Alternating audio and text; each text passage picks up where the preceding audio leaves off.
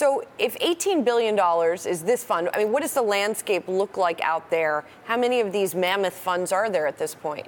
Well, we're definitely seeing these funds pick up steam. This is a great scoop by our colleague Sabrina Wilmer. The last fund that Blackstone raised in real estate was in 2015, and that was $15.8 billion. So this $18 billion is a step up. We saw Carlyle raise, say it was raising another its biggest real estate fund earlier this summer at $5.5 billion. So the numbers are clocking higher and higher. We're just seeing a tremendous amount of capital flow into the private equity space, and real estate within it is one of the hottest spaces, in part because some of the biggest investors like pension funds are looking for ways to bet against inflation or protect themselves from rising inflation and to diversify from stocks and bonds. And also because John Gray has been, the leader in real estate at Blackstone, and he's suddenly now been promoted to President and Chief Operating Officer. Has that something to do with this push for more real estate? Well, they definitely have a huge space there. And to your point, Bonnie, John Gray has led some of their biggest deals in real estate, and it's one of their biggest profit drivers at the firm. So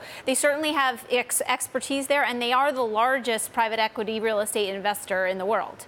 Peggy, we keep talking all week about it being the 10th anniversary of the collapse of Lehman Brothers.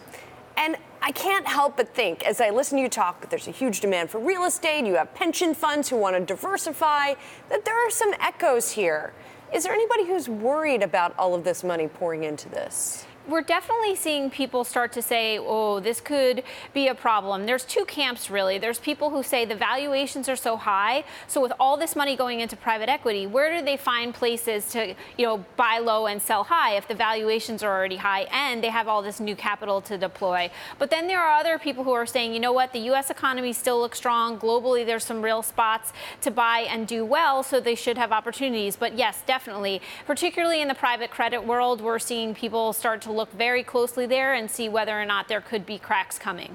Now, Blackstone itself isn't commenting, but when you scoop something like this, when you know that there is an $18 billion fundraise, do we know how much of that $18 billion has already been raised, or whether this is an effort by Blackstone to push the fundraising? No, that's a great question, and our reporters don't know exactly that yet, but what they did find out is that we're hearing that the company is going to go out marketing this fund later this year. So it looks like they're just getting ready to launch the marketing for this fund, and that they'd be targeting $18 billion.